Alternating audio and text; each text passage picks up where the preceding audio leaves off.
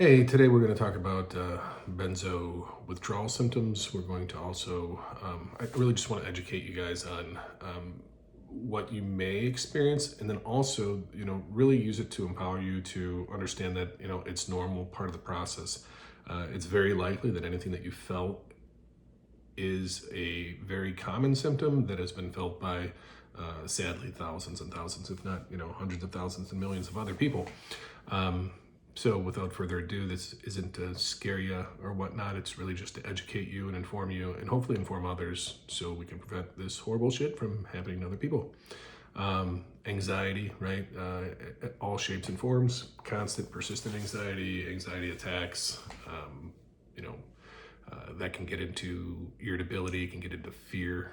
I didn't realize how much fear and anxiety were tied together.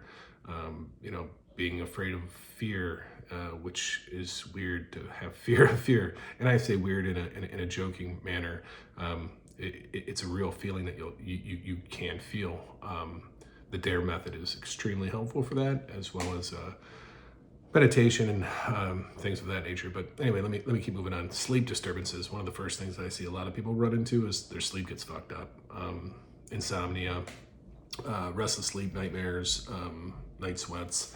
I had adrenaline dumps like crazy. I couldn't sleep more than like 90 minutes at a time, taking cold showers. People get muscle aches, tremors. I had neuropathy, shaking, headaches, benzo belly, gastrointestinal issues. Really moody changes, just kind of swings, right? Including, even depression, sadness. You can even get fear of sadness, right? It's weird. The symptoms that can link together. Cognitive issues, memory, the ability to listen. Almost. I at times I became like almost ADD-ish, even more so than I guess my baseline. Being able to put together a sentence, being able to read, being able to articulate. Some of these things are scary, right? Because you're used to your kind of normal self. And then all of a sudden it's like, imagine 50% of your mental capacity or more just being cut out from underneath you, on top of dealing with some of these emotional issues. This is going to sound weird, but it felt good. I felt a sense of relief once I realized that it's quote unquote normal, that other people's experience it, that it's part of the healing process, right? So keep that in mind. It's part of the healing process. So sensory disturbances, smell, taste. More so for me, it was sounds, a little sound sensitivity. Some people have it really bad. It was challenging. It can be isolating. Know that it's normal. There's things that you can do. Light sensitivity, so the sunlight was just like super bright and blinding to me. Depersonalization, derealization, kind of like a detachment from yourself. Almost feeling like, I think it's a protective mechanism. It's challenging. Suicidal thoughts, suicidal ideation. Keep in mind that if you need help, don't be too proud to ask for help. Raise your hand, get help, talk to a friend. And also realize that those thoughts are just thoughts too. Like, it doesn't mean that you're going to take the action. It doesn't mean, and this goes to, I guess, a broader thing of OCD. Like if you have an underlying OCD or any other underlying condition, it can magnify that, right? So, there are people who have intrusive thoughts. I didn't really know what an intrusive thought was until I went through all this shit, and I'm, still going through this shit. Is, if you have a thought that you want to go punch the neighbor kid in the face, you're like, why do I want to go punch the neighbor kid in the face? That thought by itself isn't evil. You're not an evil person for having that thought. It's just a thought. Acknowledge the thought. You're not taking action on the thought, right? Don't judge yourself based on the thought. Trying to get out of your own head, right? Let's see. Appetite changes, right? Shit, speaking of appetite changes, at one point in time I was afraid of food. That's very common. People are like, oh, I think if I eat a chicken wing, it flares me up for 2 days. And, you get these windows and waves of like just, it's challenging, man. It's fucking very, very challenging. when you call yourself out on the bullshit lies, right? When you talk to your body's learning to re-regulate, your mind's learning to re-regulate. Things are off kilter, and when you call it out for the bullshit that it is, hey, I feel fear. Okay, I'm still gonna go drive anyway. Like, I was agoraphobic. I was afraid to go fucking, leave the house. I was afraid to be alone. And at some points and times I still am. But I remind myself that, hey, the thought of a bear is not a bear. I'm safe. I might feel some fear. I might feel some sadness, but I'm gonna go do the thing.